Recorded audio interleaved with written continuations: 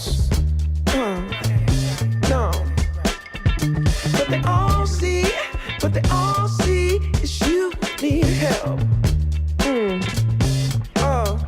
But still you try so hard to cover up your games. You try so hard, hoping that one day something gon' change. You waste all of your time covering up your tracks.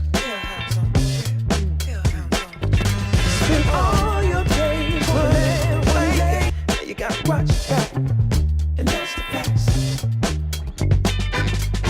You spend so much of your life scheming and trying to get over. Got you wondering why you come around. All you get is cold shoulder. Yeah. You try so hard to cover up your games. You try so hard, hoping that one day something gon' change. You try so hard. Yeah. You try so hard. You try so hard. Yeah. You try so hard. Give me, Hey, run away,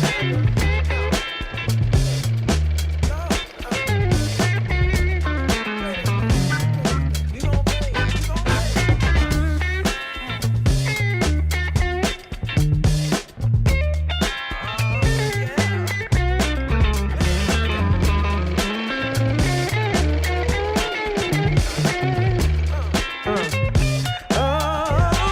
Still you try so hard to cover up your games.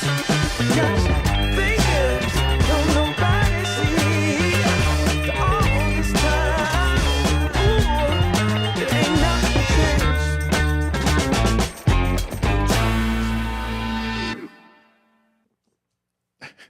That wasn't 20 seconds.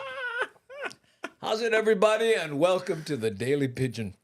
Just before we went on, I said, okay, we've got about 20 seconds. Boom! Ah! Showcasing my public school math there. Yeah. And then you took a drink and it was like, Yes, and had I been drinking that volcano water. oh, you mean this volcanic water? Yeah, that one right there. Hawaii volcanic water in this beautiful bottle. Yeah. Like, some people don't see it. You can't see it, maybe not see it, but it's like, it's got raised of the islands, island chain. I thought those were just drips on the top. They're raised island. That's for so that the seeing impaired can enjoy. There you go, like this. Oh, that ain't Texas. No, that ain't that's Texas not. volcanic water. That is Hawaii volcanic water. Yeah, that's not. Anyway, everybody, how you? My name's Andy Bumatai. And I'm James Money. And you're watching The Daily Pidgin. And, this is just basically how it's going to go today, I think. You just sense sometimes that it's going to be one of those shows. Now, if you're just joining us, what we do is we do this podcast, essentially, and then we edit out a TV show from it. So 6 times you'll see us jump off and go, okay, everybody, here we go. Get the lettuce out your teeth. We're going to make TV, okay? And we have a special guest, and his name is Pepper Lamb. Now, Pepper Lamb is one of the owner-operator, MC, comic / cook, chief cook and bottle washer over at Stand Up Honolulu, someplace both James and I have played many times. Great little club there in Kaka'ako.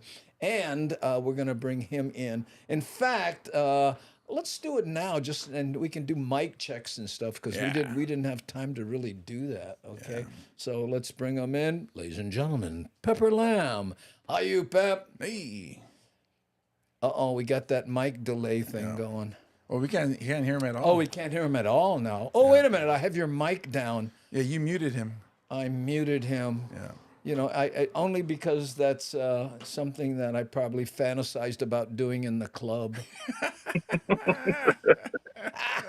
Just silence club owners. Yeah, let's try again, Pep. You there?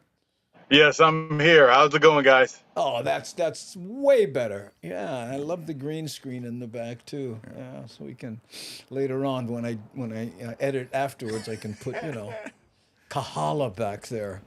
There we go. A la Park back there. Yeah. So you know what, Pepper? Let me ask you something. You know, remember that road work they were doing in front of your club? Did they ever finish that? They technically, yes. The intersection is open now, so you can get Oh, down Cook Street. You can get across Hala Aquila. I'm saying that wrong. I apologize, Hawaiian Halikawila. people.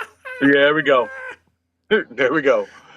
I got a country twang. It's hard to get it all the W's out. I know what it is. Do you know what Halikawila means? Hali Mm, is uh, house, right? Hali is house. Kawila is car. So it's like uh, either garage or or somewhere that they fixed cars, or maybe that parking lot that's conveniently located near you. Wow. That could True be a story. Halikawila. Yeah, there you go. So people aren't going, I wanted to come, but I couldn't get through the intersection. We put up with that, remember? Yes, that's no longer an excuse. There is still some construction throughout that roadway, but you can get to the club without a problem. You can get into the parking lot without a problem. How did the show with James, I think yourself and someone else go? Lillian. Oh, it went great. James didn't scare anybody, so that's always a good thing. I'll try again later. Yeah. Always try and pair him with a tiny white woman, to balance out how things go. So that's that's my opposite is a tiny white woman. That's too funny. A tiny white woman. That don't let her hear that, or that'll be under every poster. Tiny white woman appears at the Stand Up Honolulu. Look, GB Pepper. Yes, that's right. That's his name, Pepper. In fact, every time I'm there, I always start my show with, "Ladies and gentlemen, thank you, Pepper Lamb. I only work for club owners that sound like dinner specials. Thank you." And then this is absolutely true. I looked. I wonder if that's really a dish, pepper lamb. Right? It is, but I had it wrong. The correct dish is called black pepper lamb.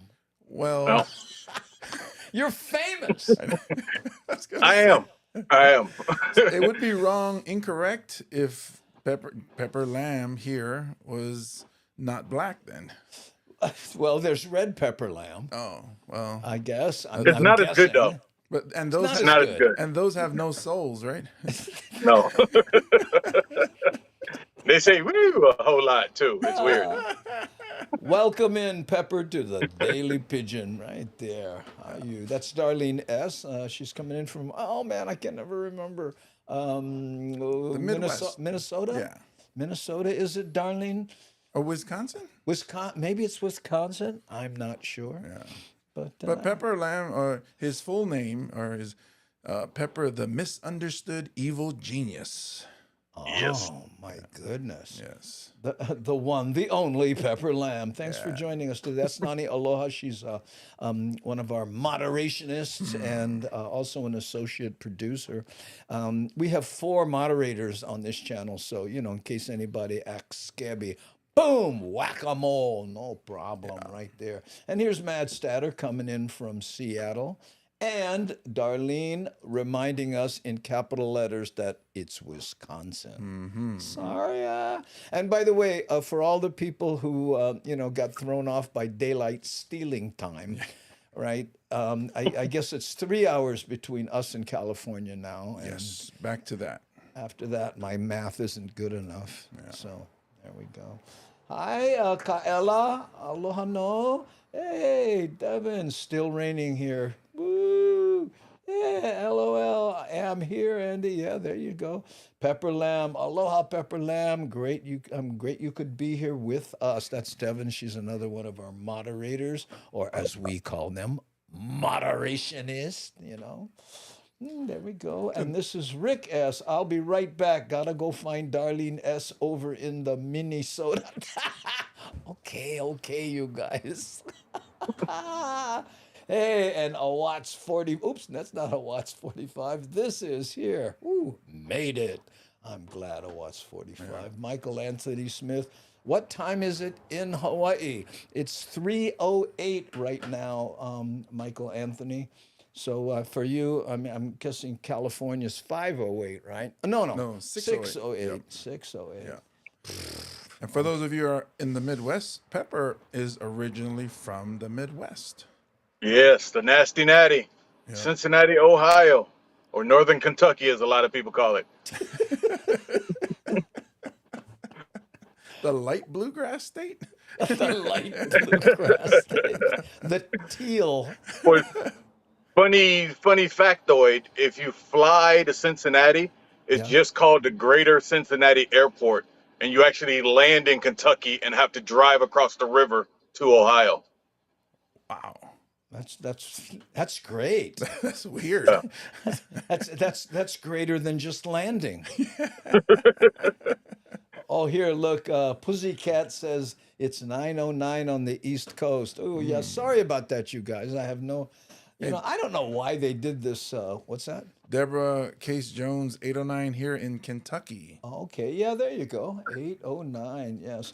It's interesting because they introduced daylight stealing time to help farmers. And every farmer on the planet went, cows don't care about time. They just do their cow thing. Gone funny. And especially the roosters, do they change when the time they? You go to Kauai, they roost, they cock-a-doodle at 2 in the morning. I don't believe roosters even have Apple Watches. And Steven says it's now daylight stealing time again. Yes, it is. I guess it started on the yesterday. Sunday, yep. Yeah, it started yesterday. See Honda. See Honda saying, and she's another one of our moderators. Man, we got plenty today. Cincinnati. Yay. In the Halle. Hey, aloha, Nani, aloha. Happy belated birthday. Yes, it was Nani's birthday. That's why she wasn't here Friday. She was off pretending to have a life. What do you think that's like, Pepper, having a life? I don't know. I got kids. And I'm trying to put my Blasian baby on the black market right now. Just see if anybody wants to make a Tiger Woods out of him or something. But ooh, I don't know, Tiger. What did you say, Blasian? What is it? Blasian. Oh, Black Asian. Oh, I get it. Yeah. Oh man, that's too funny. And we know you're involved in the upbringing of that child because we go down to the club, you go into the green room, and usually, it looks like a comic. Now we got baby toys and all kinds of things. And cases of diapers. Cases of diapers. Yep. Yeah, that's right. And text messages on what to bring home. Okay, I tell you what, we're gonna do the first episode, Pep. Segment. Yeah, I keep saying episode. First segment, and what we do is James and I do the first one. There'll be 6. The first one is 8 minutes long. You chill. We'll come back to you after we do that first one.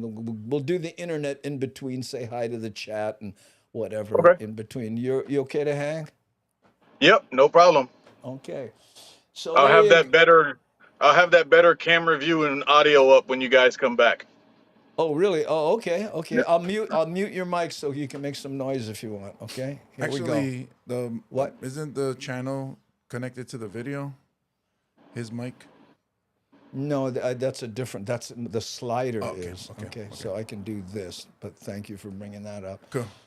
Okay. So now we will go here. Okay. And We'll be back, go Pepper. back to here.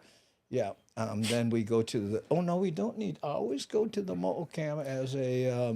Good habit. By the way, Pepper, this is our setup here. This is all my audio equipment. This is now we have email coming in, and then over here we have the chat. That's what the moderators communicate to me. And with. look at that. Nani Aloha. Hey, Pepper, I love my Cincinnati Bengals. Oh, there you go. Woo.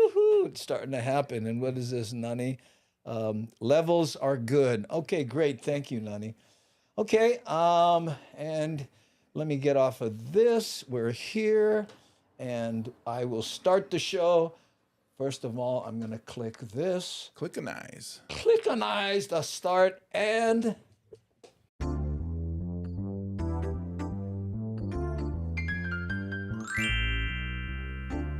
Hey, how's it? Like a full-time job.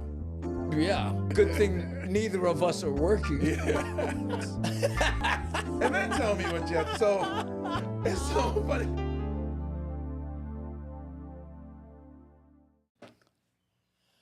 How's it, everybody, and welcome to the Daily Pigeon. My name's Andy Bumatai. And I'm James Money. Yeah, and you're watching a television show that is edited out of a podcast, which is the reason it says podcast right there. Okay, so if every once in a while you see a comment jump up on the screen like this, right? Oop, let me do that again here. Boop. I was trying to get our name out of the way, but I guess I blew it. Okay, hold on.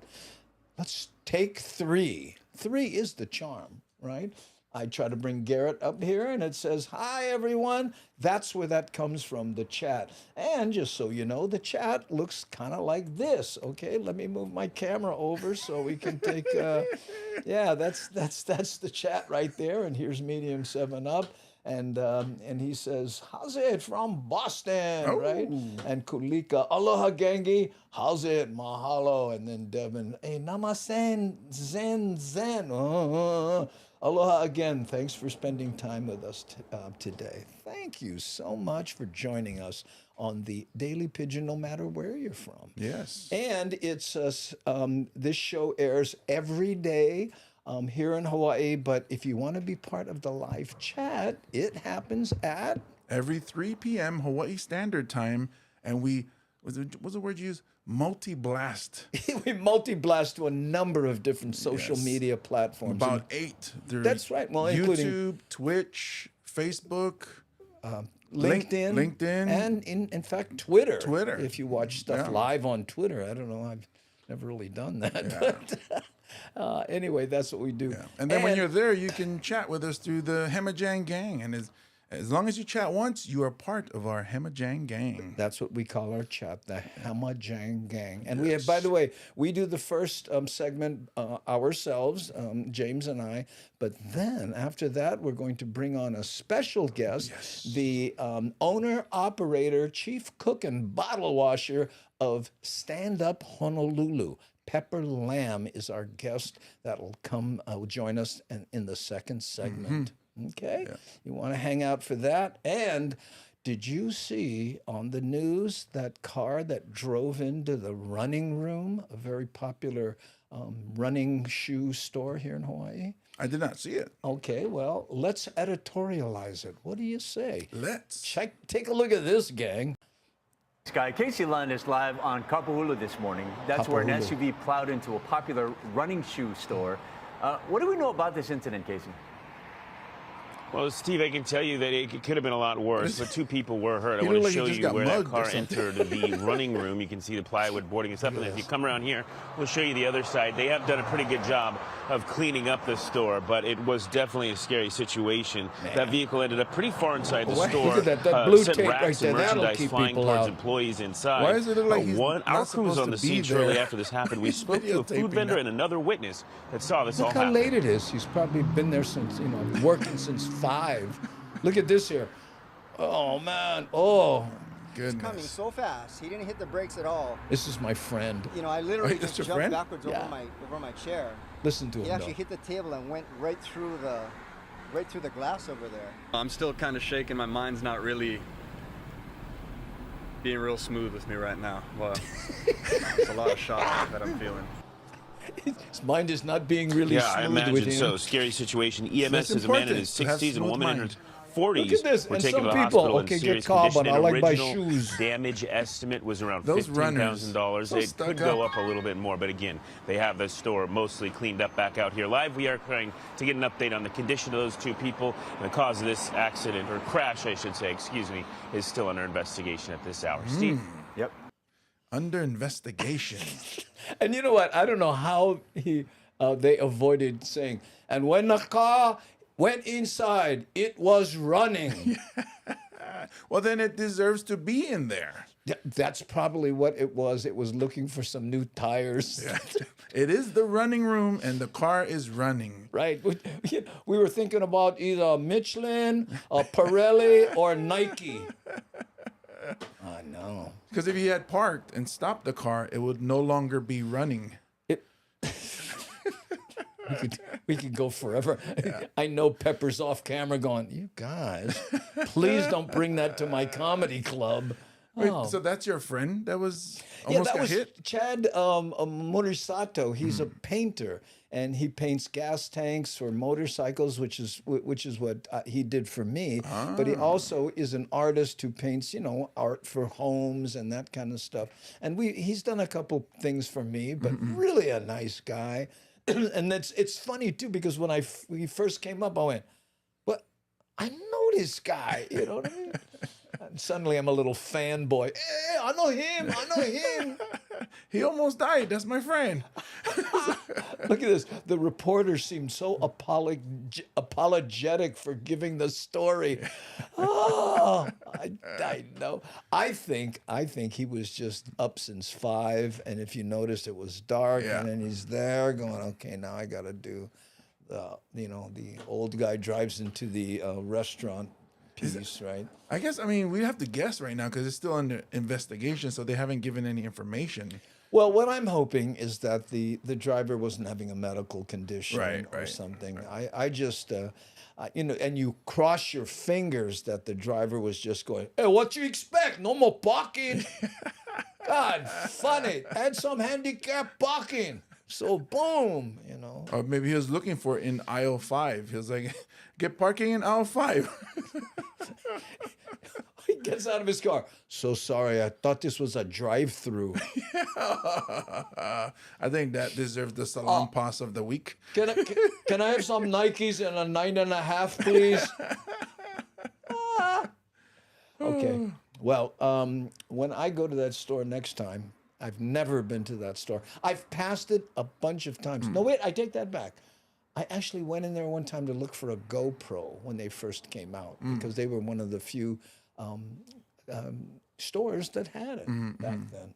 I've only been next door when they used to have Soccer Locker because my daughter was a soccer player. So I've never. Another great name, running room, soccer locker. I'll tell you what, talking about great names, our first guest, Pepper Lamb, owner-operator of Stand Up Honolulu, is our guest. So don't go away. We'll be right back after this. Okay, I'm like 10 seconds early. I don't know how to say, wait. Wait.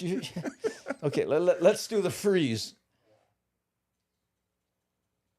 Okay, how we doing? Okay? Got it. Okay. Ooh, there we go. Okay, let's go Mo'ocam so I can find the edit. Okay. That was the one down. Yeah. Oh yeah. That's the one. That's one down. That's the back slate. I'm moving this to 2. This next segment coming up is 2. Let's see if we can bring Pepper back. He kind of bounced out there. I don't know what he was doing. Well, he said he was going to adjust his camera. Oh, is that where it is? Yeah. And I've lost my cursor. Oh, there it is. Okay. Whew. Okay, let's bring him back in. Hey, Nani Loves, please sasa that like button. I like it. That's my favorite now. Sasa the like button. Sasara like button. Okay, let's see if we can bring Pepper in how he looks. There you go. Hey. Oh man, rocking the headphones now. All right. Yeah. No delay, right? No, sounds great. In Steelers colors.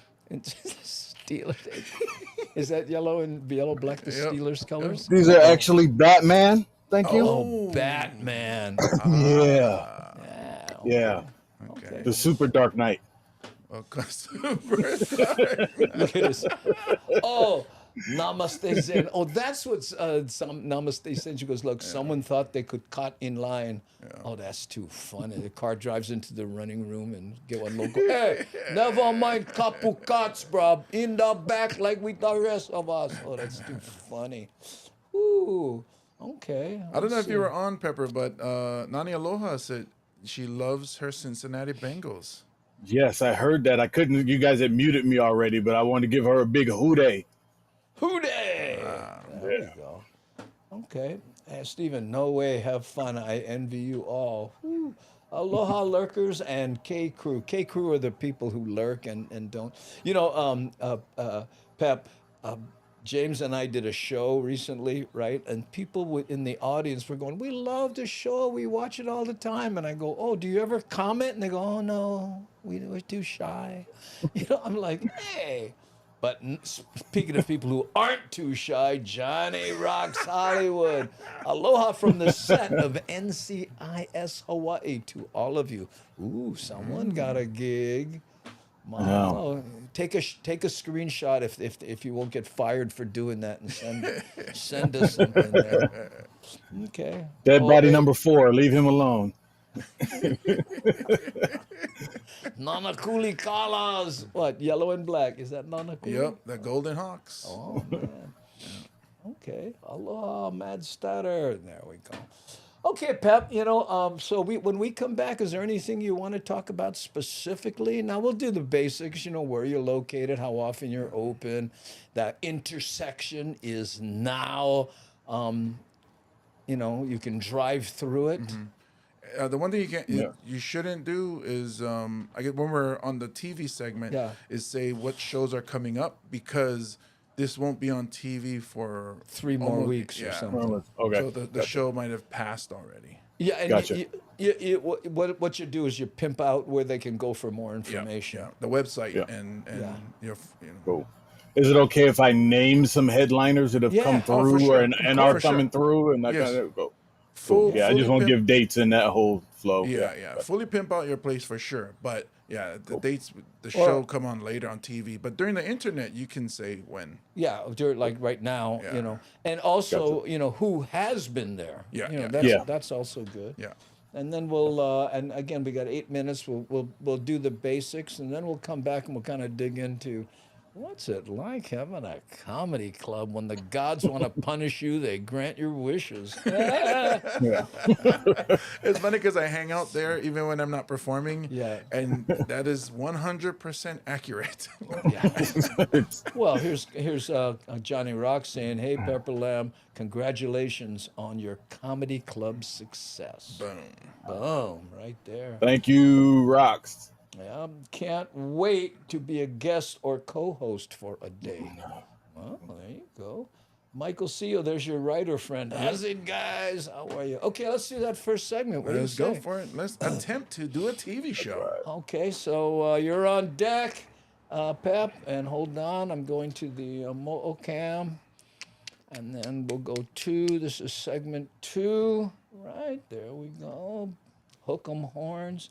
Go here, and then click this, and we're back, ladies and gentlemen. And I'll tell you what, if you like comedy, we have a special guest that is the prevaricator of such. Wow. Please help me welcome owner-operator of Stand Up Honolulu Comedy Club, Mr. Pepper Lamb. How's it, Pep? Hey, aloha, guys. Appreciate you guys having me.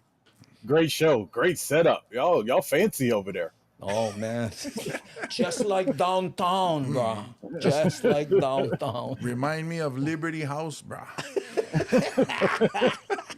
Ooh, sorry, So, Pepper, how long has the world-famous Stand-Up Honolulu been in operation now? We've been in operation since Memorial Weekend last summer. That was our first weekend that we kicked off with Graham Elwood, and we've been rolling ever since. It's been a lot of fun. It's been a lot of hey, crazy weekends. Hey, crazy on both ends of the weekend.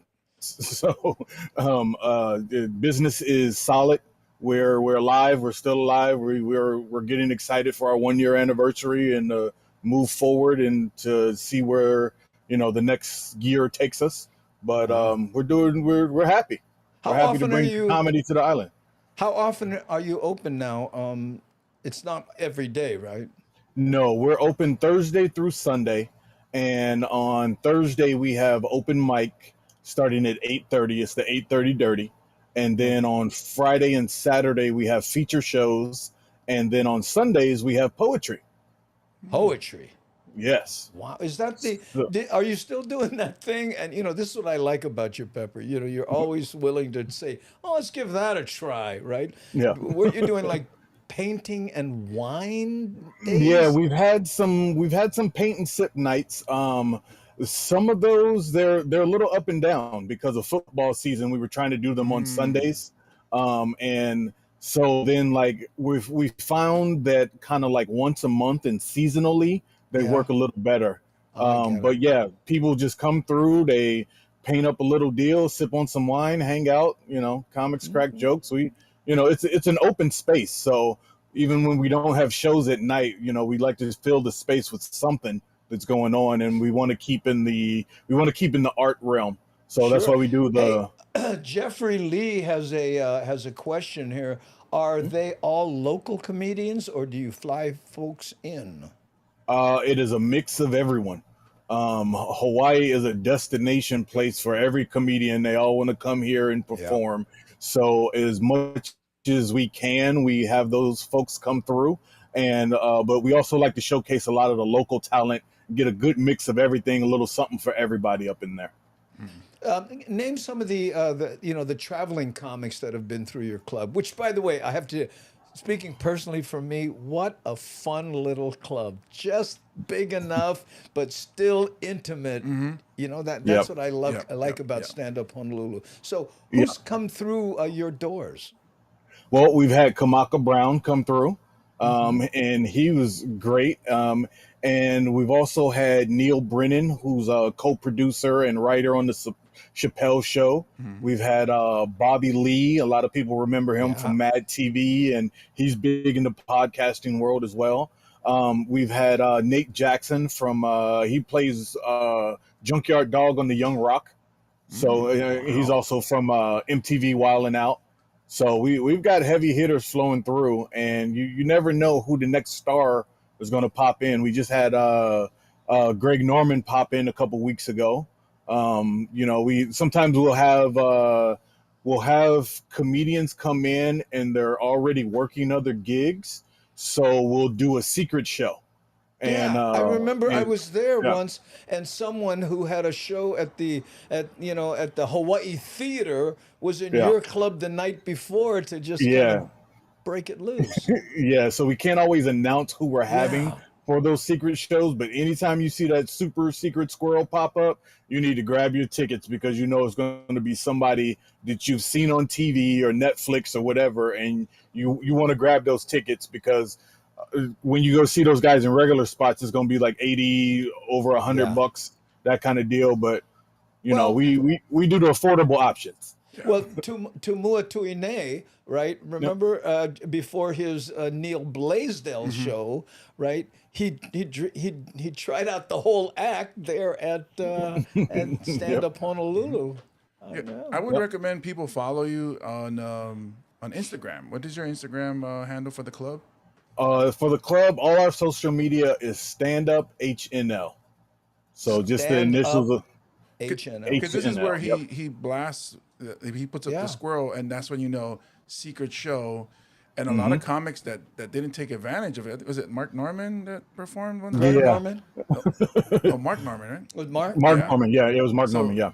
he performed, and a lot of comics missed out, and they're like, "Oh, I wish I knew." It's I like, wish I knew. No, you should have went. That's when you see it pop up on the social media, you should go and check it out. But you know what? Again, what I like about any rural comedy club is you might see the big names, right? But you also can check out the open mic. Like here's Gooch Kawa saying, "Whoo, nice! I will definitely come to your open mic and try out my new material there." See, there you go. That's it right there. A lot of the people who've frequent this show, they're into family-friendly type of entertainment. Now, I know you called it's the 8:30 dirty, right? I mean, should they bring a helmet and protective gear for that show? For that one, honestly, yes. I won't even lie to you. we do try and have at least once a month some type of family friendly weekend with whoever with comics I book there. Yeah. Sundays are a little more family friendly with the poetry. So you'll have it's technically a poetic open mic. So they do mostly poetry, but we will have comics come through. We'll have musical acts come through. People just doing readings, spoken word, all that kind of deal. Any type of live performing kind of deal. Our Sunday mic is a mixture of all that. I remember Kealoha when he was doing his poetry slams. Right, when he first started, everyone, what are you, crazy? There were 10, 15 people, maybe if he was lucky. Pretty soon you couldn't get into the place, Exactly. And then it's what comics went afterwards.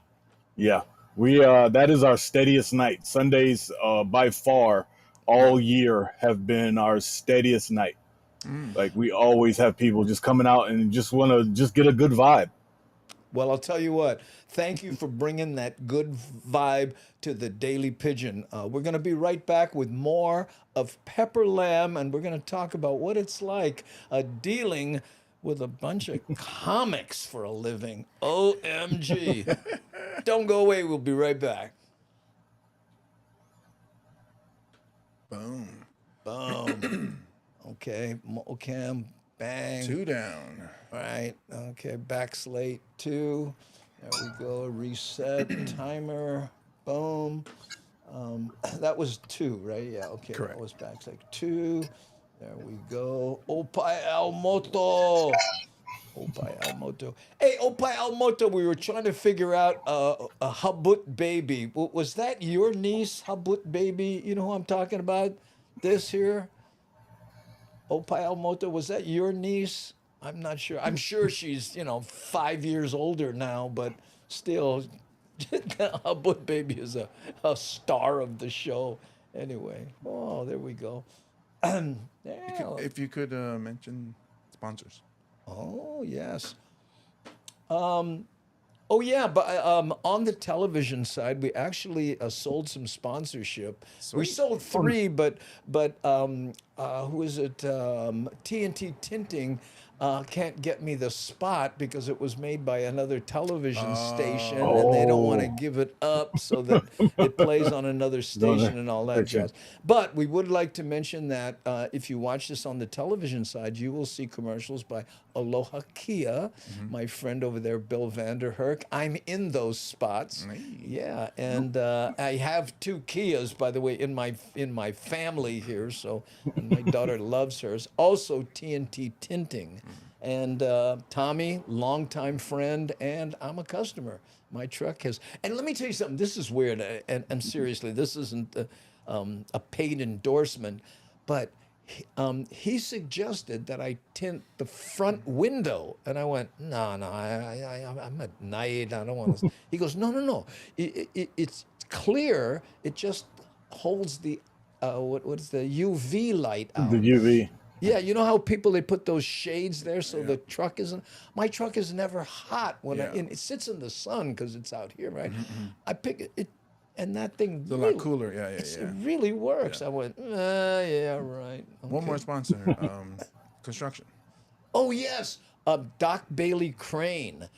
He's another, I used to ride motorcycle with him, and you'll see his commercial on the, and he has these huge cranes, right? And he fixes them, rents them, and he's in Guam, Las Vegas, Oakland, and here in Hawaii. And I'm talking about those supersized cranes, which I borrow every once in a while so I can pick up my credit card bill and bring it into the house. Dang! I use it to pick up lunch.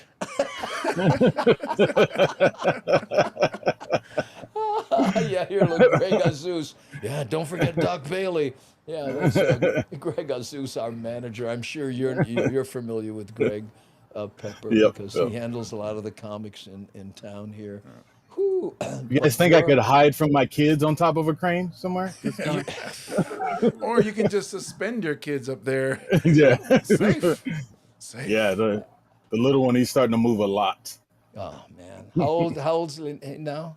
He just hit 1 a week ago. Oh man, that's the age right there. Pretty soon you're gonna start losing weight chasing them around. Yeah, good. Okay. I'm happy about that. until it happens. You know, I remember when I did a whole week of Thursdays at a whole month of Thursdays at Pepper's Club, working out new material, right? But I remember he comes in when he's got the hat on, and I'm like, "What's up with the hat? Never seen you wear a ball cap." And he goes, "Man, I went and got sunburned." And he goes, "My head is just, oh man." Yeah. And now you're on stage doing those. That's right, black people get sunburn. I know you guys are laughing. And when you could finally take the hat off, you were so happy. Yep. Yeah, I had to get the baby his first beach day, and I paid for it. Well, you know what? The thing that I hate about that first birthday checkup is that they get that 4 shots. Your boy got the 4 shots into his thighs. Yeah, well, he got 3, and then they scheduled another one for later. But then he also had to do blood work as well. Ooh, so man. Check for anemia and all that stuff. But he took it like a champ. He was eyeballing that nurse later though. Well, that's where I learned it. That's why the nurse does it and not the doctor. So the kid doesn't hold those grudges against the doctor. They hate nurses? They hate the nurse. Yep. Oh, man. Or the technician, or whatever they're called. Yeah, I'm sure. My daughter didn't cry, too. She started to, and I just looked at her. And I'm lucky. My daughter is very smart. I was like, okay, it hurts. Yes, it hurts. But is crying going to make it feel better? So she was like, yes. And then she stopped. Yes is the answer. No, she stopped crying. She said she's just stopped. I was like, so Samoan. Yeah, like, we're raising a psychopath. Suck it up. You are Samoan. Confront it.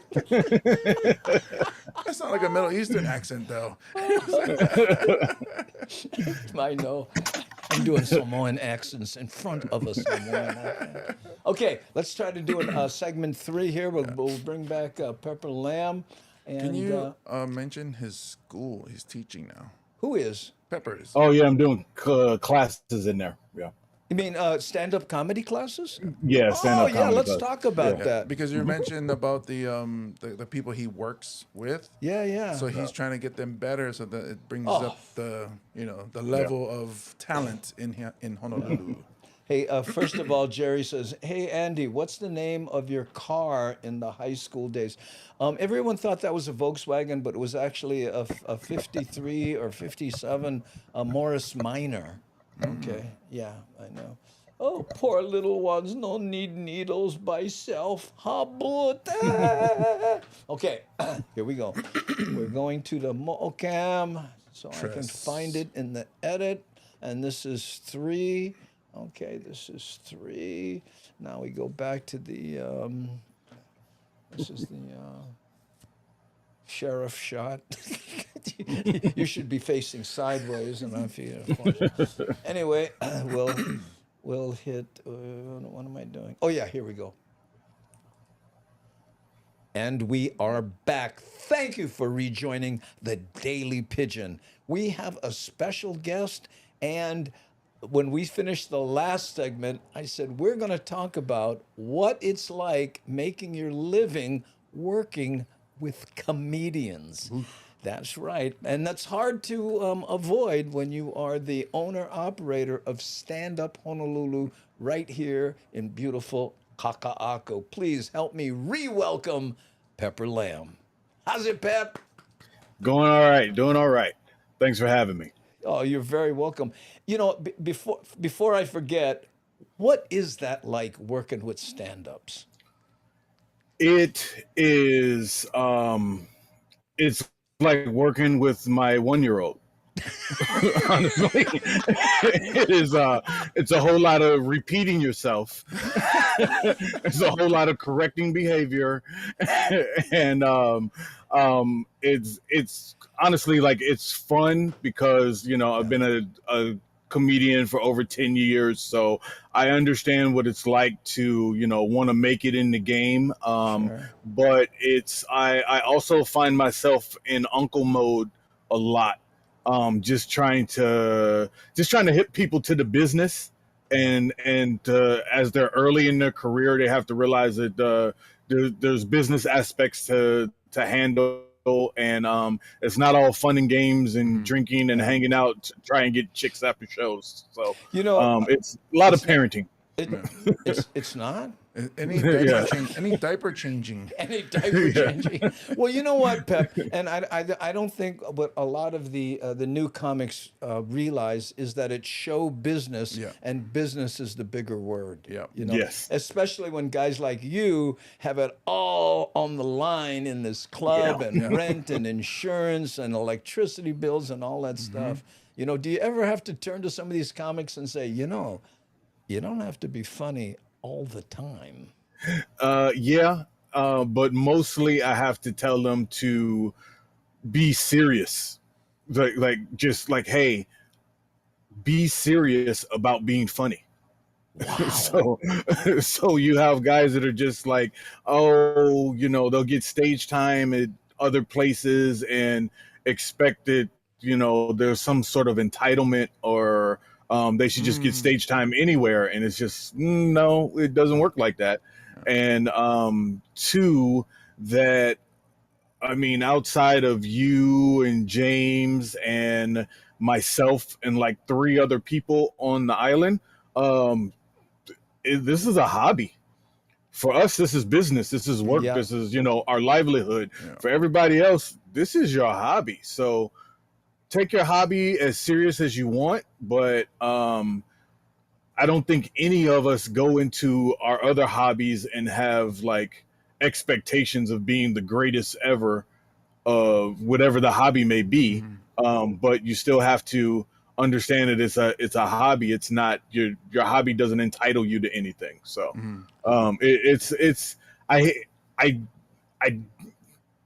it bothers me sometimes because I just want to just be a comic and have fun and just handle the business aspect of things. But like you said, when you have, your name on the line, you got bills to pay, you got to keep the place open and whatnot, and you got to make the people sued. Happy. Yeah. Hey, Pepper. People happy. You got to, passing this knowledge on, we talked a while ago about you doing a comedy school, right? Yep. Teaching stand-up comedy. Where's that at? That happens with us on Thursdays now. Wow. I developed a 6-week course with a couple of buddies of mine did teach as well. And it's just a kind of a beginner into comedy course, but it also kind of focuses on joke structure and how to write and develop your act. So it's one of those things where comics of varying different levels have participated, and it's new. We just started it at the first of the year. So we've got our first graduating class coming up, and then we'll run another 6 weeks after that. And so it'll continue throughout the year, but it's something that I felt was important because I don't want to have to keep flying people in to do shows. I would like to mix more of our local scene in there and have everybody step their game up. It's even helped me step my game up. I've got a new 15 just from doing the class. Well, Keha Jackson, when she was here, right? She saw some of the open mic nights throughout the islands, and she said, "Listen, I hate to admit it, but some of these guys don't understand basic joke structure." Exactly. They're throwing it out there. They don't understand the difference between a statement and a punchline, and just the basics. And that's what you're teaching? Yes, that's what we're focused on. I do one class on the comedy business. I do another one on like the history of comedy, but the most of the 6-week course is focused on writing and development of premises and joke structure. Yeah. Wow. Where can people get information on availability of the class, cost, that sort of thing? They are all on the website, all under standuphonolulu.com. We have a tab on there that says comedy classes. And the next section of the class will be announced within a week.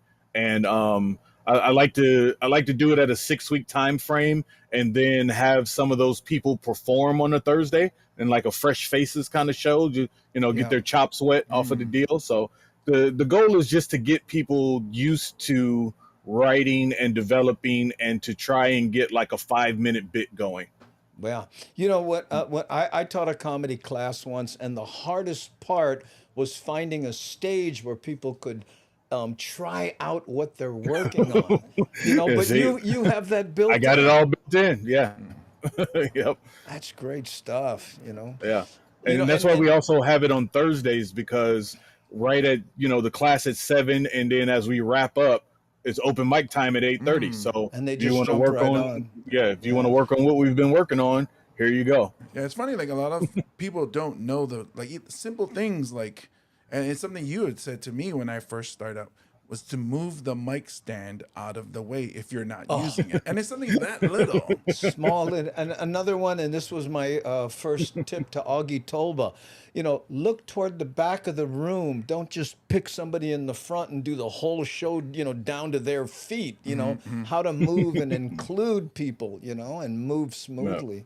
Yeah. But, one of the dangers, of course, and I think it was, I can't remember the person who said it, but he said, dissecting comedy is like dissecting a frog. You find out how it works, but it kills the thing.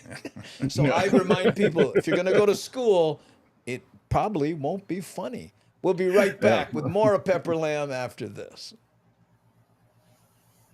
I think you got it. I think I might have made it. Yeah. Yeah, but Pep, wait, let me do the 3 okay. down. Yeah. The end of 3 Okay, down. this is the back slate 3. Okay, I'm moving this to 4. We'll go back to Pepper here, and then go to reset that to 8.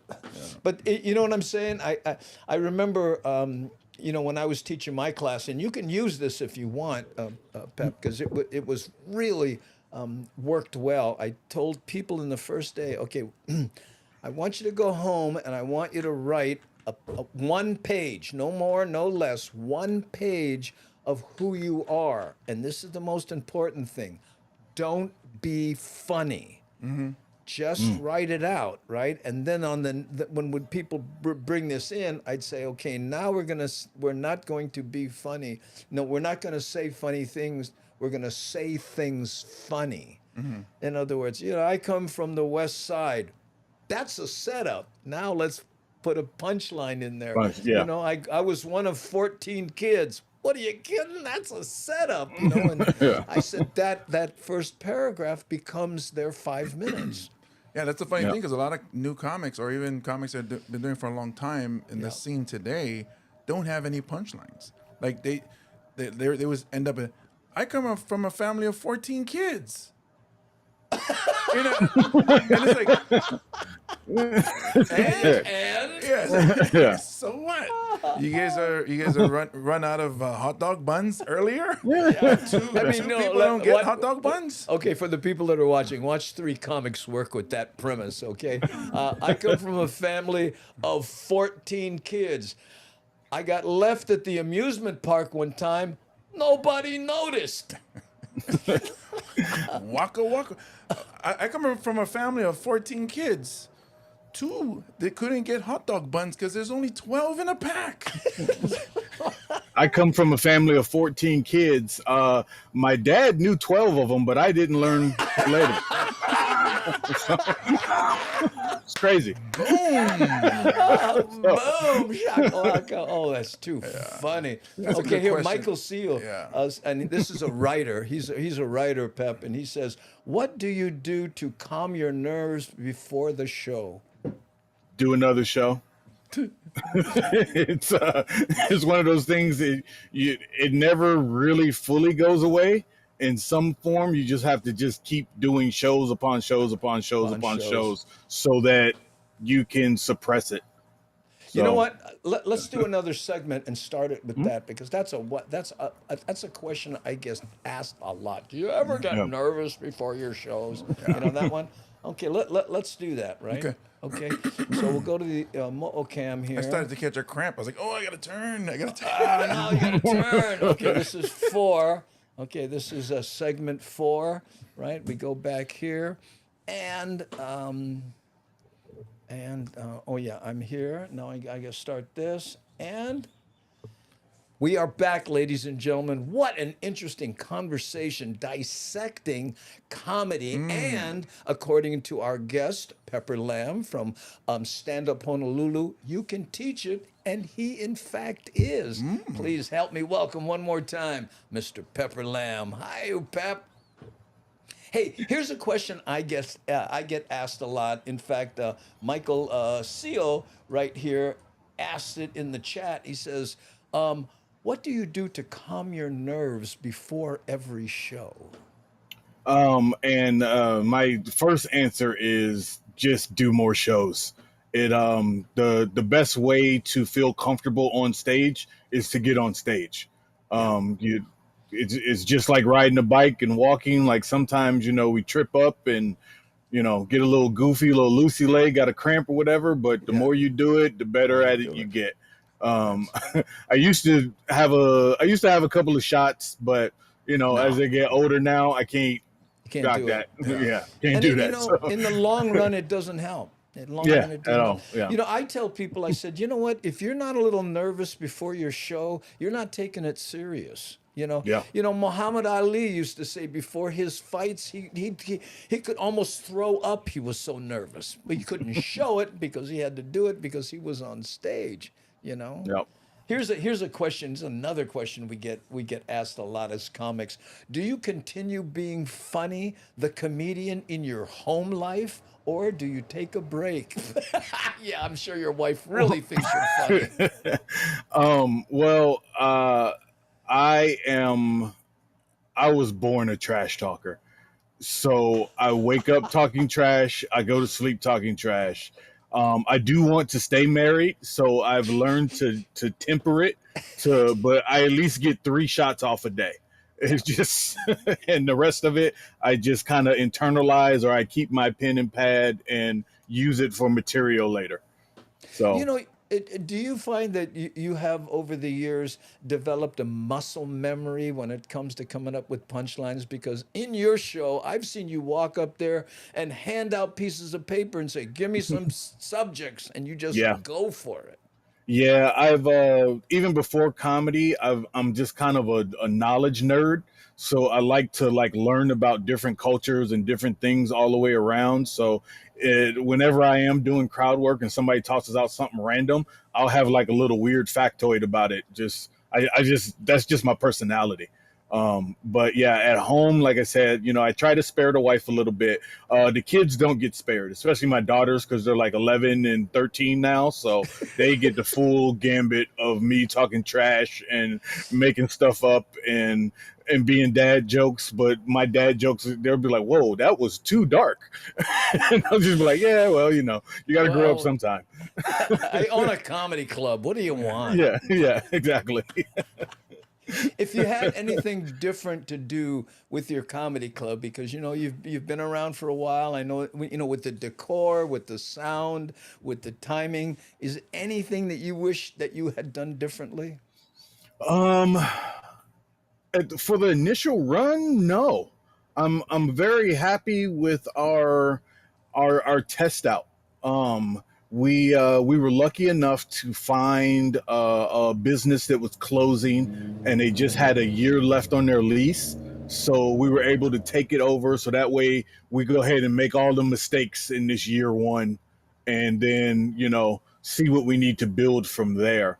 There's a couple of just nitpicky, maybe aesthetic things that I would have done. I would have put up the LED lights already, or just a couple of things like that. But for the most part, I'm very happy with how we kicked off, because when you're running a mom and pop organization, and especially now when you talk to businesses and they have problems hiring staff and all that kind of deal, I'm glad we kept it small, and we can most nights we can handle it, and when things get really busy, I can call in friends for help and that kind of deal. Wow. Yeah. You know, in the club there, right? How many people, when you first started thinking about it, said, "Are you nuts?" Um, everybody, I would say, but maybe 10 of my closest core. Actually, I had 20 because I got a strong support system from my family. Um, they've they know the type of work that we put in. So I would say from an outside realm, I probably had maybe 10 believers. Wow. And definitely my business partner was definitely in because, this isn't the first time we've tried to do this. We had something that kind of went up and flailed during the pandemic, but, who knew that there was going to be a global pandemic? but but we learned so many lessons from it that I The know a lot of scientists people, knew. yeah, a Yeah. lot of people were just like, "Oh, you're gonna try this again?" Yeah, we're gonna try this again, and because we know that there's a need for it. We know the community Sure. needs to laugh, and Honolulu does not have a dedicated space for comedy, so there's a void in the market.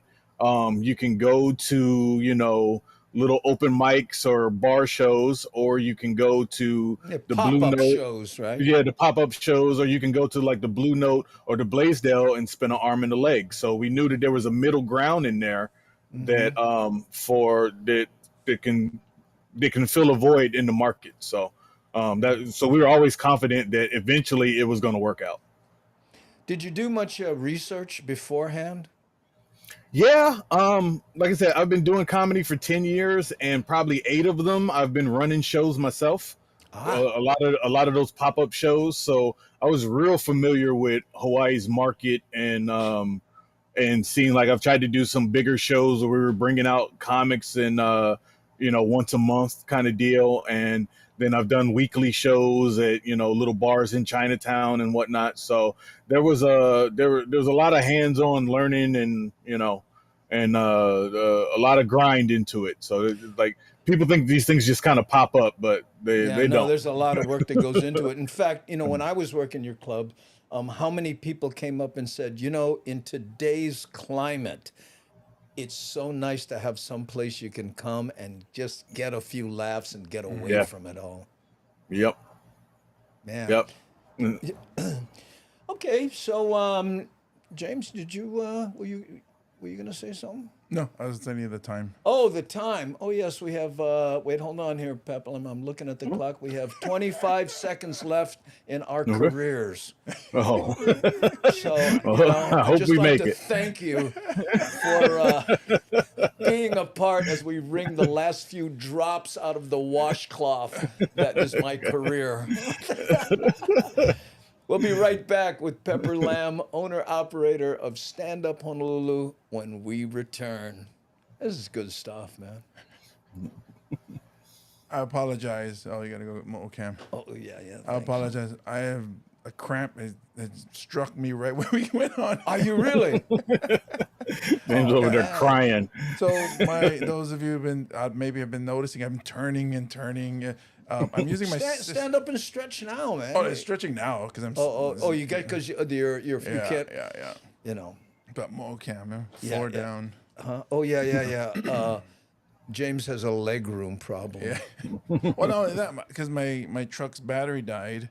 Oh, So and it's you're in your sister's. I'm using car. my sister's Rogue, and Oh my. I dislocate a hip just to get in, and Well, I rode with you in that car. Yeah, I and you gotta saw. tell you, it was like I don't know, he hates hearing this, but I'm going like, oh man, I'm in economy, sitting next to James Money here. I was right next to you, literally. Tell you what, it was like, hey sailor, buy me a beer. It would have been better off if it was in one of those motorcycles that had the little carriage on the side. Oh yeah. Sidecar. It's called a sidecar. By the way, Nani Aloha says, for comedy, I prefer to go to small venues. Yeah. Oh, yeah. Oh, there we go. Okay. Try 100 rep heel lifts. Oh, there you go. Yeah, that's going to happen, Rick. There you go. I got to tell you, because there's nothing comics like more than working out. Yeah. I just needed the muscle to relax, so I'm good. I'm good now. Oh, here, Thomas the Turtle just changed the battery in his snow plow truck yesterday. Go to AutoZone and say, I want the battery that Thomas the Turtle used in his snow plow. Well, see, when I called and found out the price, it's actually the same price if I go to one of these places by my house And have them put it in. Have them put it in. Remember, I told you the reason I was going to do it myself was to teach my daughter how to do it. But when I went to the truck and opened it, it has a bar that's over it that I don't have the tool to undo.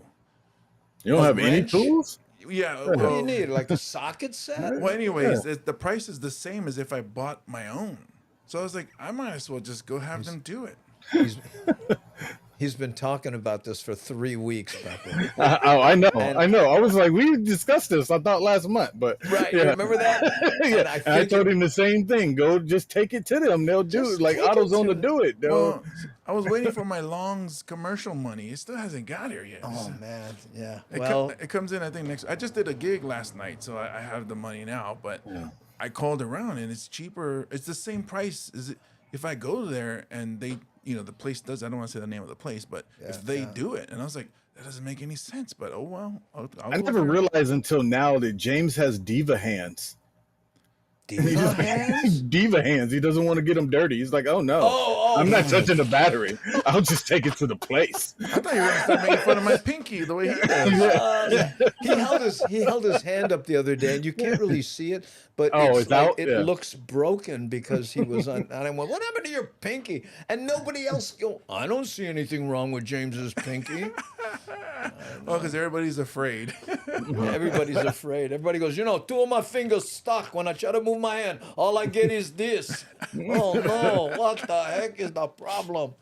Okay, Thomas the Turtle says they test the battery and change the battery, and again go to AutoZone. No, that's And they'll what, charge it. They'll That's charge what it Pepper too. told me. That's what Pepper told me. But again, I was waiting for the commercial money to get it because, comics don't make too much when they go full time. It's a free service. So I was waiting for money for this to go for this free service. Buy or borrow the tools and show the daughter how. That's what Namaste Zen says. Yeah. Oh, and by the way, this is not the first time James has shown his daughters how to change the tire, right? And then that whole thing, if you're on a date and about to get stupid, here's a right hook. All that stuff you teach daughters. Yeah. Well, I told her to use her length because she's 6'2". I said, so the jab comes in handy when you're tall. Oh, yeah. Stay jab. back and jab. Look at the comedian I miss the most is Rap Replinger. God bless his soul. Yeah, I always wondered what he would be like today. Ooh. What he would have. I wish he could have beat that little issue he had. Yeah. But he was more of an improviser than a stand-up comedian, right? Well, yeah, he was a good improviser, but you don't know how much of that was artificially induced at times. Synthetically induced? Synthetically, I like that better. And but he was just a brilliant writer. He'd sit down. We never really. The party I was performing at last night was synthetically induced, Oh, yeah. Well, that was pot. That was pot, though, which right? was weird. Well, Yeah, it was not. they used the liquid form, the THC and stuff. And all that. There's so many flavors now. Who It can was keep just up? weird, and I walked in and I looked. Everybody looks high, and I was supposed to do 40 minutes.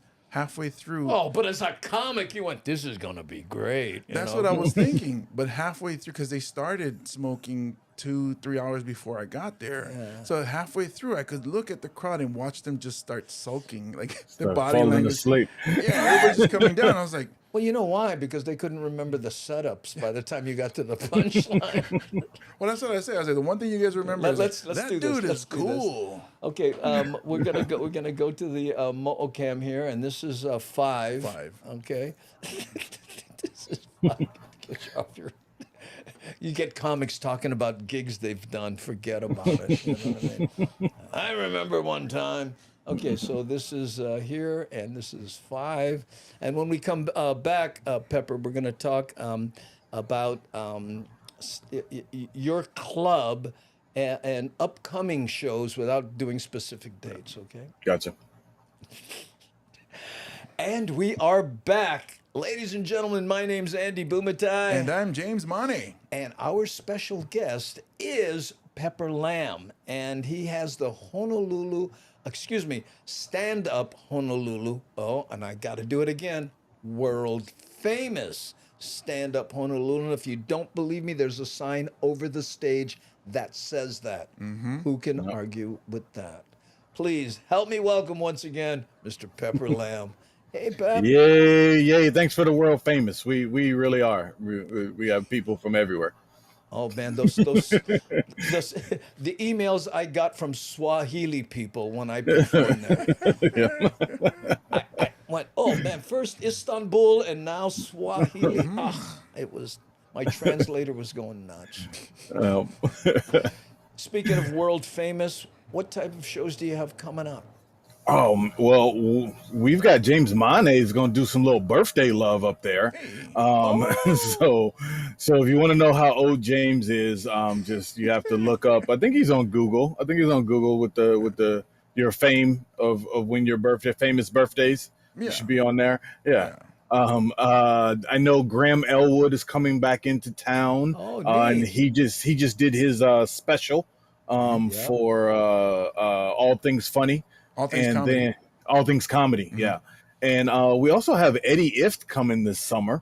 He's a regular for well, he used to be a regular up at for the Pipeline Classic, and he used to perform up in Turtle Bay all the time. He's big into the surf culture, so we're gonna have him at the club. I've got calls into all types of people. We're trying to work out something with Bobby Lee, but his tour just kicked off like hugely. So he's probably not going to be back around until like the end of the summer. He's on tour with Theo Von and they're working on some stuff.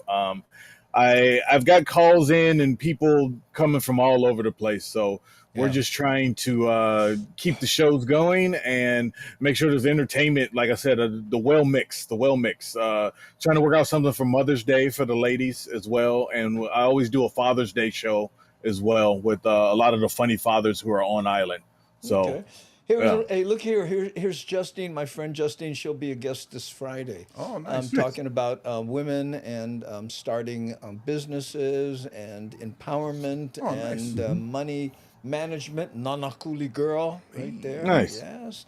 Nice. We're partially woman-owned. My business partner Christine there, so we cover the minority and the female-owned gambit for the deal. Wow. The one thing I like about Pepper's place, Stand Up Honolulu, is that he understands the way a comedy club should be shaped, where the low ceilings, the seats, everybody's facing forward, but also he has a full bar tucked away in the corner behind, in another room. Oh, instead of the blender right next to the stage.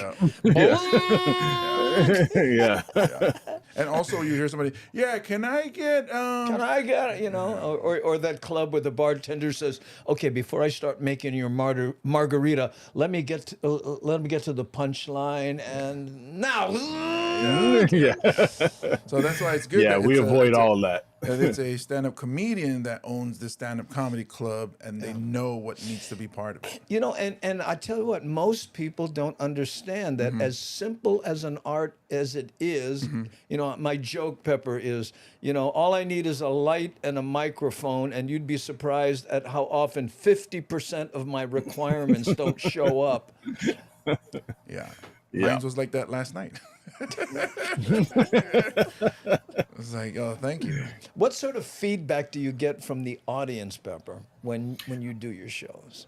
Most of the time, people come around the corner and they're surprised because I'll be the first one to tell you, from the outside, aesthetically, it's like, okay, where are we? There's a vape shop, there's a sake shop, there's a plumbing supply store. What? Okay, y'all sure there's a comedy club in this plaza? And then you go in, and I've got it blocked off perfectly for a reason, so that you don't disturb the show when you come in and do your ticket deal. Yeah. So I've got everything blocked off. So you come in, you work with Christine to get your ticket set, and then you peer around the corner, and you're like, oh, this is nice. There's lighting, the walls are padded. There's nice paintings. I've got local artist paintings on there that you can actually purchase with some local performer, local artists that actually do the artwork and that kind of deal. And you just come when you peer around that corner, you're like, oh, okay, this is not sketchy. So that was my whole focus, was to make people feel comfortable. And I worked in bars for 20 years, so I know rule number one is when the ladies are happy, then the crowds will come. Because if the ladies aren't happy and they feel like this place is sketchy, they're not coming back to that place for date night, for nothing else. So. But your insight as a comic, that whole walking in and not disturbing. I can't tell you how many comedy clubs I've played where the front door is right here to the right. Yeah. And somebody comes in, first thing they do is, and then boom, they distract everybody's attention. Or sometimes it's you're standing up on stage performing, and people are walking towards you to get to the bathroom right next to the stage. It's like, what's happening? Yeah, that was that when I designed when I started sketching out the space, because we've looked at a lot of spaces, and when I started sketching things out, I started thinking about everything that I hate when I perform, and try to avoid that as much as possible. Well, one thing good too is you also offer a reward incentive for return business. Like when the people come to your club, you give them a drink ticket, right? Yep. You get a first laugh is on us, as we call it. And I like to, it's good for beer, wine, or non-alcoholic. I like to, if you're doing a full feature show, I like the people to come in and be like, hey, I've received something before the show even started. Wow. So most of the time you get a ticket and you just go there like, yep, there's your seat, go sit down. But, for us, I wanted to, wet the whistle a little bit, have people come through and be like, oh, okay, all right. Even if they don't drink all night or whatnot, because I don't want that establishment either. Like I said, I worked in bars for 20 years and I'm not trying to be, 2 a.m. all late night kind of. I'm like, look, you come through, you have 1 or 2 drinks, and we're good. Yeah. Well, and the from the comic standpoint, remember that night I was there when there was that guy about third row, and this guy had 3 sheets to the wind, and suddenly we're like, pal, what's it like being the poster child for AA? You know what I mean? Yeah. Chill, my brother, chill. So you know what? We're going to come back for our last segment, and it'll only be 6 minutes and 30 seconds, so it's going to fly by because these segments have. We'll be right back with Pepper Lamb after this. Boom. Boom! Paka! This is, oh man, I don't have to put my hand up. I just like to because when James puts his up, it makes me feel petite. Where'd all these smiley faces and hearts start coming from?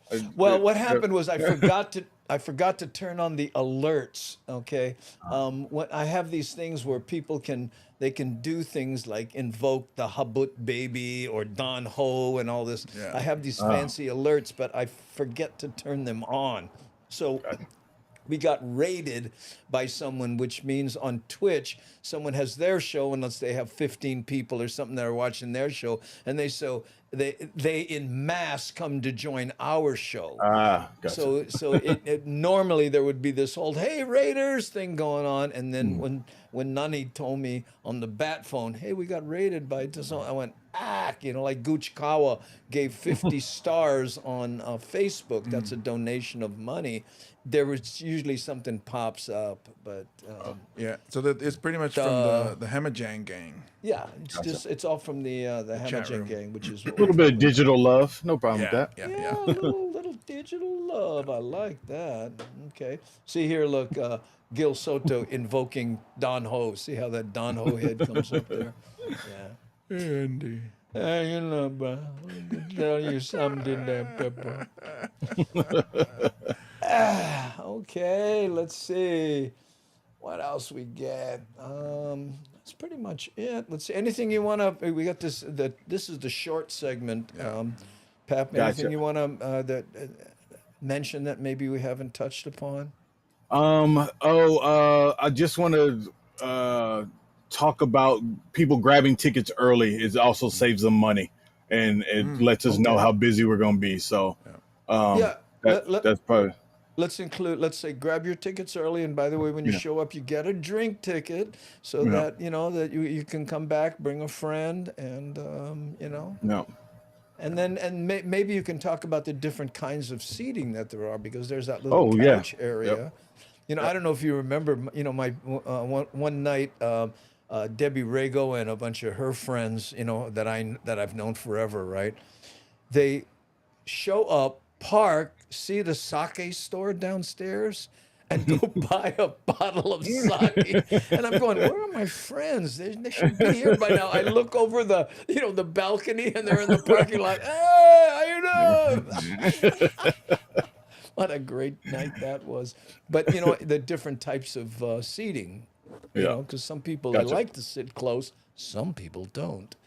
Okay. Okay, I'll go to Cowards. 6 here, and then we're going to do this, and I'm going to change the time to 6:30. 6 turtles. Okay, 6 turtles there. Boom. Okay. Gil Soto from Texas's dad joke. I learned that diarrhea is hereditary. It runs in your genes. Oh my goodness. There you go. Open mic night. Come on down. Hey. I'm going to fly in from Texas to stand up Honolulu. It will be worth it. Okay. If you gotta explain the joke, then it's that kind of kills Yeah. the joke there. Yeah, it because he kinda put the kills the jeans at the end. Oh, I see. Jeans. Jeans. Yeah, Okay, great. Okay, let's do this. And this is 6. Yep. This is 6. Oops, there we go. 6. And we go here. And again, this is 6.5 minutes of, and I start this. Your website. I mean, not website. Your email. If you can put your email in the beginning. Okay. Okay. Okay, great. Thank you. I think I know where that is. Here we go.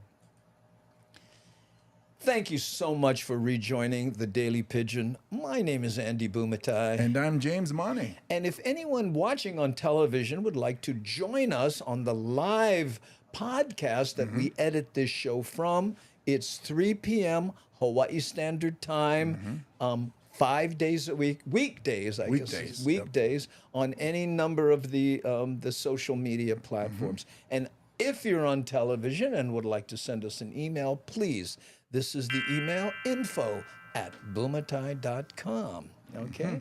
And if you have any questions about Stand Up Honolulu, our guest, owner, operator, Pepper Lamb, send it to him. Yeah. he's pretty good at- StandUpHonolulu.com. Just send us any question you have. The life, you know, marriage stuff. I'll answer all your emails. The thing I like about this place, like it's called a comedy club, but for comedians, like me and Graham would go there to hang out. Like it was more like our club, like a clubhouse club. Yeah, it was. Yeah. Yeah. It just, and you know, Pep, when people come there, right, what is the number one suggestion that you have for those considering joining the comics at Stand Up Honolulu? To go online early and purchase your tickets. Not only do you save a little money by going online and purchasing tickets, it also gives you a chance to reserve the better seats there. Our general seating is just that; they're just general chairs and the open floor. But Okay. we don't have food. But if you reserve a table, you can bring in your own outside food into the place. Wow. And if you reserve early enough, then we can move those tables up towards to get you the better seating in the deal. We also have a VIP section for those, if you have, it seats 8. They're very nice plush couches. They come with a bottle of champagne or wine. We also have a couple of high tops, that kind of deal. So if it's a group or if it's just date night, or you just want to ball out and just be like, yeah, we need the VIP. We got a little thing for everybody there. And you still get the drink ticket Yep. as an incentive to come back. Yep. Yes. Once you tag us on social media, Stand Up H&L, and the next time you come, you get an extra drink token. So. Wow. Yeah. Okay, and for those of you who may have missed the segment where Pepper was talking about he is teaching Stand Up Honolulu. He has an open mic night on Thursdays at 8:30. You are doing everything you can to promote stand-up comedy. Yeah, a little something for everybody, because it's it's my favorite art form, and like I said, there's a void in the market for it. So we're trying to fill that void and hit as many pukas as possible to get some laughter in the community. So, if you want to try your hand at stand-up, you can take a class or just show up to open mic. If you want to try your hand at poetry, you can check us out on Sundays or sing a song, whatever. We've got something for everybody. The other thing I like about your spot is the lineup. Like you go to some places, it might be like 10 comics or 5 comics doing 20 minutes each. You actually do what they do in the big cities, where you have an opener, a middle, and then a headliner, or it's a showcase, but it's not a show where you feel like, I got to spend 3 hours in this place. It's like we give you a solid hour and a half, hour 45 of entertainment. And because as we grow, we want to be able to put on late night shows as well. So we should be able to double it up. We were getting to that point, and then the whole sinkhole deal happened, but we're growing back to that point, and hopefully by this summer you can catch an 8 o'clock show or a 10 p.m. show for the late night crowd. What are you talking about, the sinkhole thing? The intersection where the construction was. Yeah. There was a car fell in there or something, and they had to. I mean, by the time they were done with it, it was huge. It was big enough to put a semi in that thing, but they got it all patched in and filled in, and Kakakos, they're building a lot of high rises down there and more stuff. So to get there, you're going down Kapi'olani, you take a right turn on Cook Street, you head up like 2 or 3 blocks or something, and then you're on the left side, and he has a big sign out there that says comedy, right? Out there, and if you can't come early, and you might find parking in that little area right in front of the club. But if not, there's street parking and also a full-on Halikawila all the way down Halikawila Street. There's a big paid parking place. So it's you might have to walk a little bit, but that's okay. Yeah. If you're going to Chinatown, you're going to have to walk a lot. So, Well, those of us with the Apple Watches are going, oh, great, I'll work on my rings. Well, also at the park in Chinatown, you got to walk over people who are sleeping on the sidewalk. Yes. This is a lot better. Yes. Here, Namaste Zen says, how long is the line for open mic? If I get there an hour early, will I get a chance? Oh yeah, the doors open for it right at 8:30. So, and we normally have anywhere from 10 to 15 performers on the deal. So, you can also sign up online for that early as well. Cool. So, that sounds good. That sounds good. Yeah. I got to tell you, this has been a great interview, and to have someone who actually owns a club and performs stand-up and teaches it doesn't get much better than that for comedy aficionados like we are. Thank you so much for being here. Appreciate you guys having me. Everyone check us out at the world famous Stand Up Honolulu, standuphonolulu.com. Thank you guys for having me. Thanks for watching. Perfect. Woo-hoo. 6 down. There we go. Yay. And then here, wait, hold on. Backslate. Yeah. Boom. 6. Now the after party. Now the after party. Look at Cisco, brah. Is there an after party, or do you just kick everybody out now? No, we this can- is the behind the scenes, like Oprah after show. What does it say here? How's hey, it, Andy and Gangy? Stay in Kingman, Arizona, at my daughter's house. Had to pick up my Benelli motorcycle in Henderson, Nevada first, then went to Kingman. Did a stopover in Henderson Costco to buy gas and groceries at the St. Rose Parkway. Met a local brother that was loading my groceries, and he told, I haven't heard how's it from he said, I guess said how's it. Yeah. A local guy and talk Pidgin. Oh, mean. Don't you love that when you're like you're out in the middle of nowhere and all of a sudden you turn around, bro, excuse me, you still parking over there? Am I in Minnesota? Yeah. I get different. All those places he was naming, I've been through like tons of times in Arizona. Because I went to college up there in northern Arizona. We used to drive to Vegas all the time. We was talking about Kingman Henderson. and that whole deal. Henderson, you can fire an arrow and hit Vegas, right? Yep. Oh yeah. And it's a big motorcycle town. Cisco Julian has a lot of motorcycles. He's a motorcycle guy. So it doesn't surprise me that he frequents Henderson. Oh, that was the end of the TV portion, gang. The podcast will continue for a few moments. Thank you. So if you guys have any more questions, you hit them up. Yeah. Yes, I will be performing my birthday show April 6th at the Stand Up Honolulu Comedy Club. April 6th. April 6th. It's a Thursday night. So Yep. It's a 3-day weekend because Easter, Good Friday is that Friday. So a lot of people are off. yeah, off on Friday. So you should come out to the comedy show. If you can't make it, spread the word. Tell people that, hey, there's going to be a comedy show. James Monty's performing. It's On Good Friday. No, Thursday. Thursday. Oh, So, yeah. Good Friday's the next day. Yeah. So Good Friday Eve. So no, it's okay Thursday.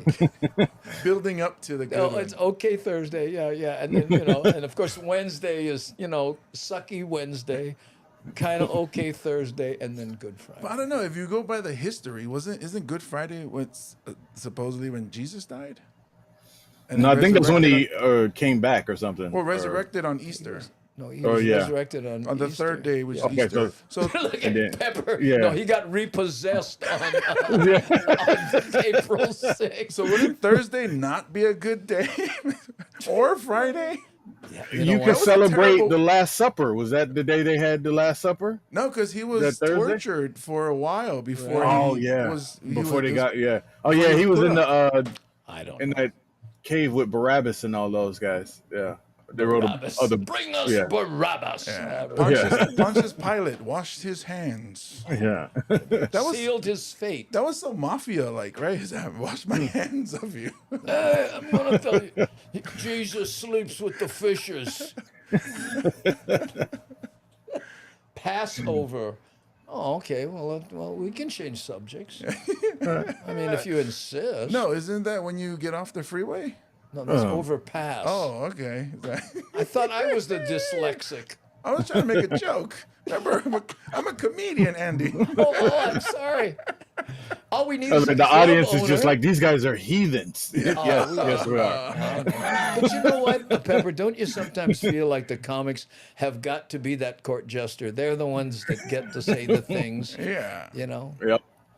Agreed. I know, because if not, it's like like that sign I saw the other day that said, free speech is important, or we wouldn't be able to recognize the idiots. This makes sense to me. Definitely. Sense to me. Yeah, celebrate that Last Supper. Yeah, right. The guy on the end. I told you we should have got takeout. I'm just saying. The other guy's like, see, we should have went to the other place to eat. Really? This is going to be the last one? Yeah, this is gonna be the last one. Or it's like, put the mule on the cart. We're gonna go for drive-through. For me, I've always had the question of which one of the disciples was actually good on the grill. like which one had the skill? Like, Don't make me tell a black joke. I think it was disciple Leroy. yeah. Was Leroy in there? Lavelle. Yeah. It was disciple Lavelle. And the specialty was a pepper lamb. Yeah, exactly. Oh, he's been mentioned in the Bible. Yeah. Yeah, He I'm said, there. I'm right there. Take this bread, is my body, and then this pepper lamb to celebrate the barbecue. Look at here. Jerry says, when you guys going to see Frank De Lima again?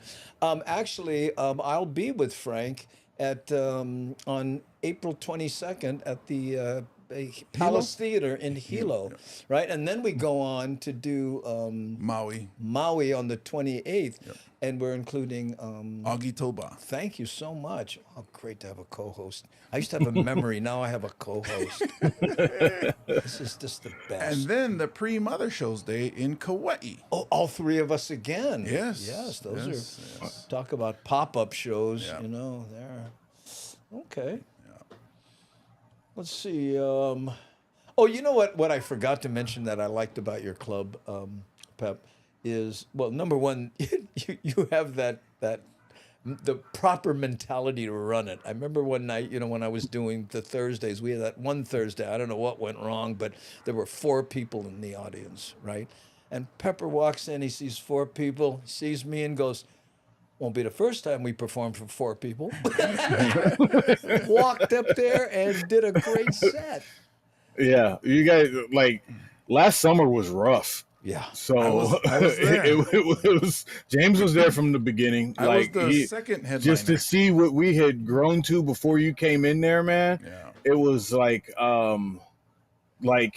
we would go, like, that first month was like 4 to 10 people. Yeah.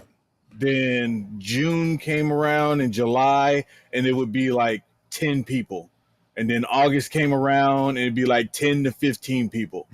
And then, you know, we go into September, and now we're into the 20s and 30s. Word's getting out. Yeah. And then you started coming around, Andy, and we were starting to, like, really build and really like start to pack the place. So we've had a little of that this winter, but it's been very just kind of up and down. But we're starting, like, they opened up that street about 3 weeks ago, and we're starting to grow back from it again. Yeah. Okay, we got somebody actually watching on LinkedIn. The only reason I'm on LinkedIn is the sponsors are there, right? Yeah. You know, that's where they, Yeah, because when Pepper first started that club, I was Graham Elwood was the first headliner, but the word still hasn't got out that the club was open. I was the second headliner, and like the first night it was a family of 4. And this goes to where you talk about where working these types of rooms, you struggle, but it makes you a stronger comic. It's like lifting weights. Yeah, you know, so- you just, and you know what I like about small crowds. You know, I mean, you of course want a big one, but if you have a small one, it forces you to time things differently. To not just rush through where you give them time. You know, and one of the things when I was teaching comedy, I would tell the comics, listen, if you do a punchline, wait, let them respond. I don't care, just anything, because if not, you're taking away what they're buying, and that is to laugh. If you don't let them laugh, you're taking away what they're buying. You know, and people are like, what? Yeah, that's right. It's not all about you. Yeah, it's as people don't realize it, like, it's, especially when they're writing jokes and, you know, trying to teach those people, it's like the best stories have a beginning, middle, and end. Yeah. That every joke is just a little story. It's just, you need a beginning, middle, and end of it. And then some jokes don't end. You just keep tagging along with them, or just keep adding punchlines and tags to them. But you know, it's you got to have a beginning and middle to, you know, you got to take them on a journey. Or it's the joke that never ends, and it goes on, my friends. All of a sudden it's 2 a.m. Come on, man. Yeah. Knock the song off. So that's the good reason Pepper's doing a school, is because we have a lot of comics in our scene that does that. Like they'll go and then they'll see they're struggling, and then all of a sudden they get a laugh like at the last minute of their set. And then they want to keep going because now they finally get the crowd to turn. No, That's where you end. That's where you end. You get that laugh, now get out of there. Get out. Because I was hosting one show where the guy goes, like 20 minutes, and then he gets to his like an 18th minute, and then the crowd starts laughing. He finally does his tried and true material. Yeah. And then they start laughing. And then I give him the light. And then he goes, I'll do one more. All right, go ahead. He does one more. And he gets a good laugh. He goes, I'll do another. And then I was like, your time. And he goes, I got time for one more, right? And I walk up to the stage. Get off the stage. You know what I mean? Think about it. It's the only occupation where you turn to your boss and go, could I work a little more, please? Yeah, some people, they just, and guess what? You get the big laugh. Thank you. Yeah. Good night. Yeah. Or you should have started with that tried and true material. Yeah. Well, And it's worked okay. it It's out. okay. If the audience knows what to expect, Mm-hmm, like when I went there, we called it the workout show, right, Pepper? I walked up with pieces of paper, laid them on that. Okay, how about this one? And then they're on in that group. George Wallace does that better than anybody. I don't know if you've ever seen Oh him. yeah, he brings With the legal pad. Yeah. Yeah, and he's all right. We're gonna try some stuff out. and then he does the whole like okay. Yeah, you draw a log. Yeah, I'll work on that one. But that's where do they think that stuff comes from? We can't stand in the yard and practice. We have to annoy people. Well, we can, but it doesn't. It's not gonna make us better. It's not gonna work. It's funny because I think when I would talk to you after the Wahiwa show. Yeah. And I was saying all your new material, and it sounds like they're already polished, but you actually run through it in your head. Oh yeah. at Well, home. I did it at Stand Up Honolulu. That's where I went through all that stuff. I mean, and it's fun. It feels weird, doesn't it, Pep? When I'm getting up there and doing stuff, the audience hasn't heard it, but in your mind you're going, "Oh, Pepper's got to listen to me sing his name again." Because you do a lot of new stuff. I guess that's a secret of club ownership that I didn't talk about earlier, because of our lack of staff and trying to just mom and pop or whatever.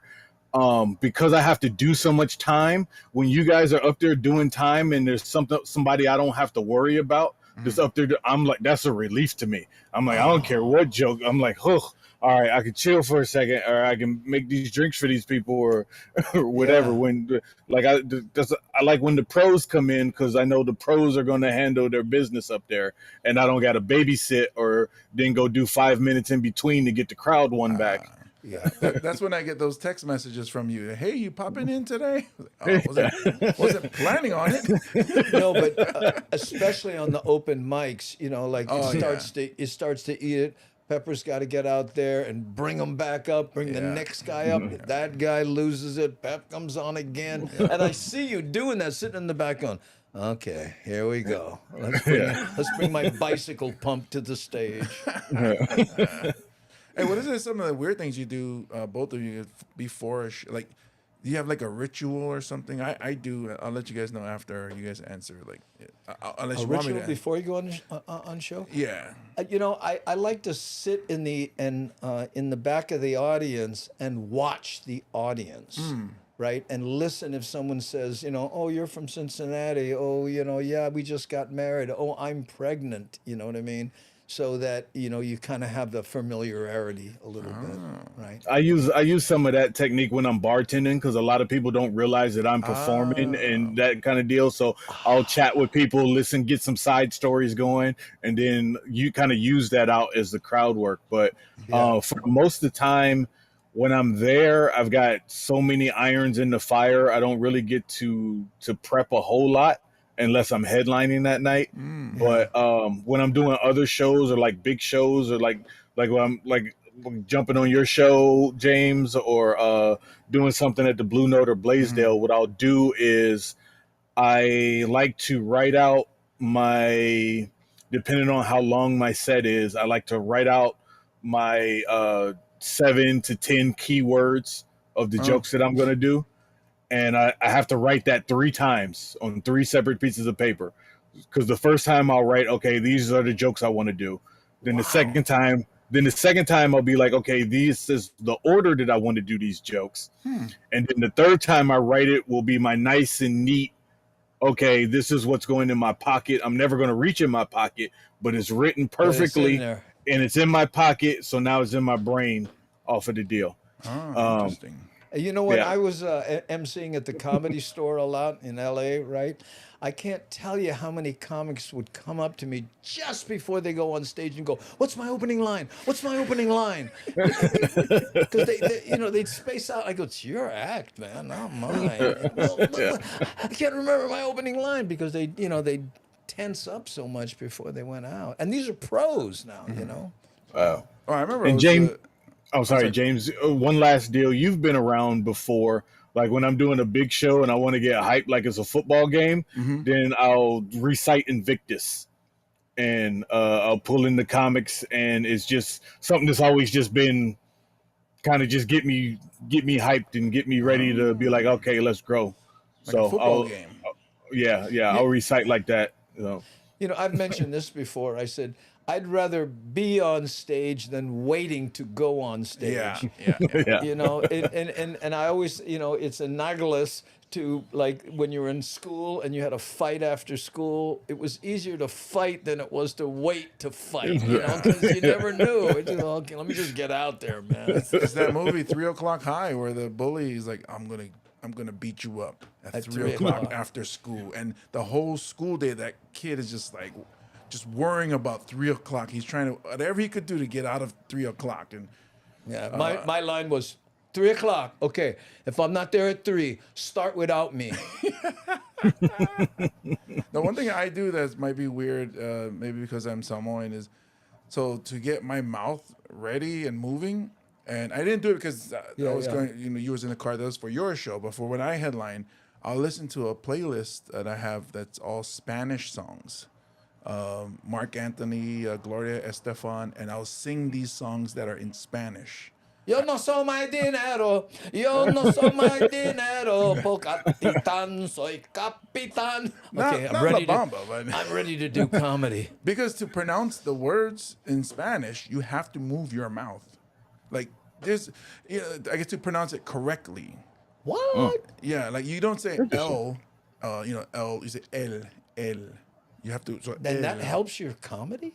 No, I have my.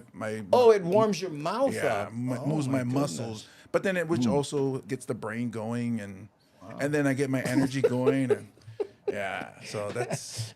I think that was a TMI.